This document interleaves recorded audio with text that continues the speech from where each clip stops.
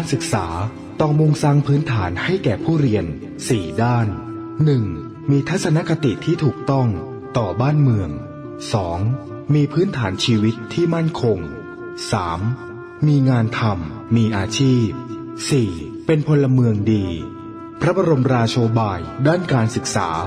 สมเด็จพระเจ้าอยู่หัวมหาวชิราลงกรณ์บดินทรเทพยวรางกูล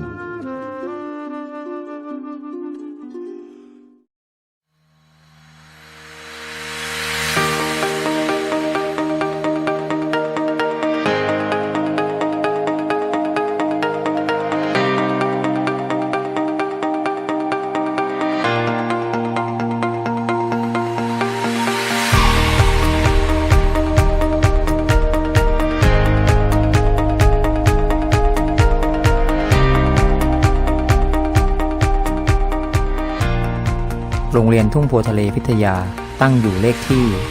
289 หมู่ที่ 7 ตำบลนิคมทุ่งโพทะเลอำเภอเมืองจังหวัดกำแพงเพชรบนเนื้อที่ทั้งหมด 51 ไร่ 76 ตารางวา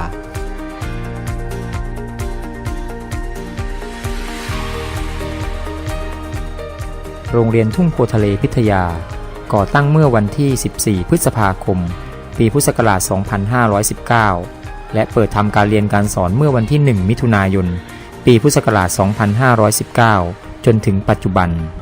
โรงเรียนทุ่งโพทะเลพิทยาเปิดทำการเรียนการสอนในระดับชั้นมัธยมศึกษาปีที่ 1 ถึงชั้นมัธยมศึกษาปีที่ 6 สีประจำโรงเรียนคือม่วงเหลืองคติพจน์ของโรงเรียนวินัยดีคุณธรรมเด่น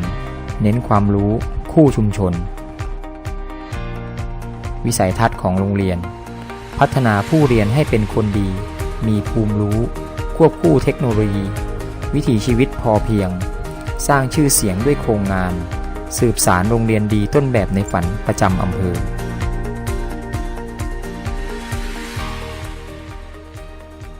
การบริหารงานของโรงเรียนทุ่งโพทะเลพิทยาได้จัดการเรียนการสอนภายใต้การบริหารงานของท่านผู้อำนวยการดร.จัญญาศรีสารรองผู้อำนวยการโรงเรียนทุ่งโพทะเลพิทยารองชนิสาจิรเดชประภัยรองผู้อำนวยการโรงเรียนทุ่งโพทะเลพิทยารองบัณฑิตจันผู้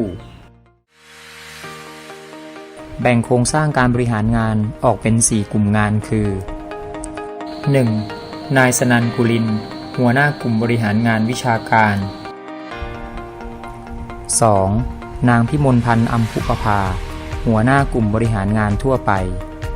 3. นางใกล้รุ่งทวัฒน์สานนท์หัวหน้ากลุ่มบริหารงานแผนงานงบประมาณ 4. นางนุชลาสุขละหัวหน้ากลุ่มบริหารงานบุคคลปัจจุบันโรงเรียนทุ่งโพทะเลพิทยาเปิดสอนในระดับชั้นมัธยมศึกษาปีที่ 1 ถึงปีที่ 6 และทวิศึกษาซึ่งเป็นโครงการเรียนร่วมกับวิทยาลัยสารพัดช่างโรงเรียนทุ่งโพทะเลพิทยามีจำนวนครูและบุคลากรทั้งสิ้น51คนแบ่งเป็นชำนาญการพิเศษ16คนชำนาญการ8คนครู16คนครูผู้ช่วย3คนพนักงานราชการ2คนครูอัตราจ้าง1คนเจ้าหน้าที่ธุรการ1คนลูกจ้างประจำ2คนลูกจ้างชั่วคราว1คนมีจำนวนนักเรียนทั้งหมด768คนแบ่งเป็นนักเรียนชั้นมัธยมศึกษาตอนต้น472คน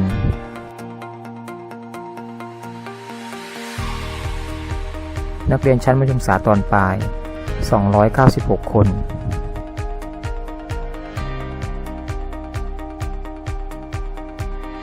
ซึ่งปัจจุบันมีห้องเรียนจำนวน25ห้องเรียนมีอาคารเรียน2หลังอาคารเรียนชั่วคราว1หลัง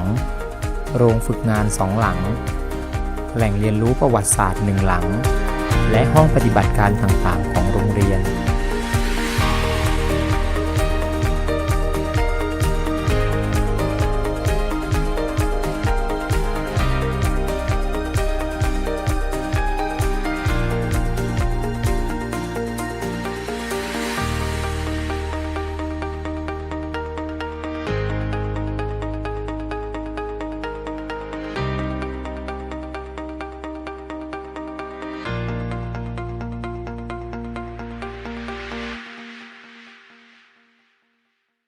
ผลงานที่เกิดขึ้นกับสถานศึกษาโรงเรียนได้รับการรับรองเป็นโรงเรียนต้นแบบโรงเรียนในฝัน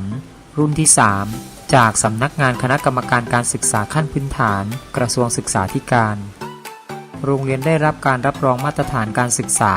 รอบที่ 3 ปีพุทธศักราช 2554 ถึงปีพุทธศักราช 2558 โรงเรียนได้รับการรับรองเป็นสถานศึกษาแบบอย่างการจัดกิจกรรมการเรียนรู้และการบริหารจัดการตามหลักปรัชญาของเศรษฐกิจพอเพียงได้รับรางวัลสถานศึกษาลดการใช้พลังงานดีเด่นได้รับรางวัลสถานศึกษาระบบดูแลช่วยเหลือนักเรียนดีเด่นระดับเหรียญเงินได้เข้าร่วมโครงการโรงเรียนปลอดขยะประจำปีการศึกษา 2564 ผ่านเกณฑ์ในระดับดีเยี่ยม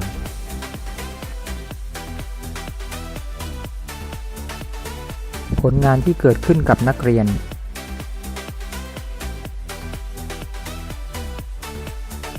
ได้รับรางวัลชนะเลิศอันดับ 1 การประกวดคลิปวิดีโอ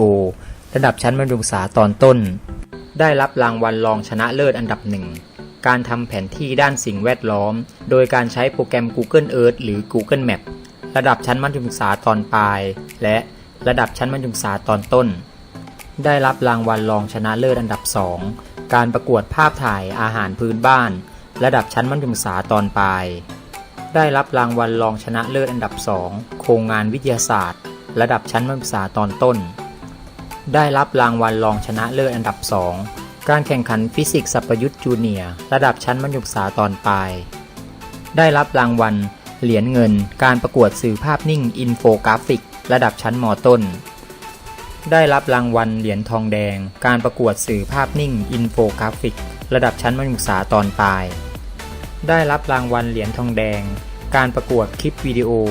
ระดับชั้นมัธยมศึกษาตอนปลายได้รับรางวัลชมเชยระดับที่ 2 การประกวดคลิปวิดีโอการนำเสนอผลิตภัณฑ์อาหารเพื่อต้านภูมิคุ้มกันไวรัสโควิด -19 ในงานสัปดาห์วิทยาศาสตร์แห่งชาติมหาวิทยาลัยแม่ฟ้าหลวงโรงเรียนทุ่งโพทะเลพิทยาได้ดำเนินงานอย่างต่อเนื่องเพื่อพัฒนาผู้เรียนให้สอดคล้องกับความต้องการของผู้ปกครองชุมชนและสังคมในปัจจุบันโดยมีความมุ่งมั่นที่จะพัฒนาผู้เรียนให้เป็นคนดีคนเก่ง